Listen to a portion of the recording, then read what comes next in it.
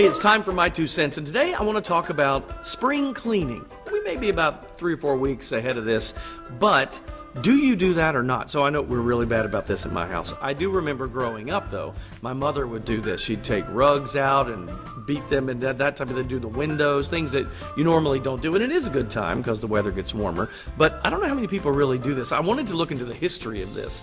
So if you go back to Britain's history, it's very similar to ours, as you might guess, because of our ties. But in Britain, in the Victorian era, they used coal to heat the house, oil and oil lamps to light the house, and that would leave that sooty kind of film or dust on ceilings, on walls, like all over the place. And they said oftentimes that was the time they would open the doors. Of course, the weather's warmer, and you would see back then the women of the household with their rugs hung up on lines, and they'd be beating to kind of clean it out, do the windows. Very similar to what we do today. Interesting, though, in Iran, they have a tradition on the first day of spring, similar to spring cleaning, but they call it shaking the house.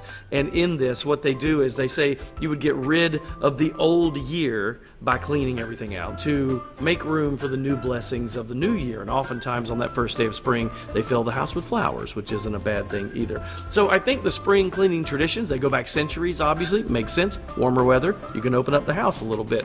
But we're not doing it the way we should. My house. Not blaming you.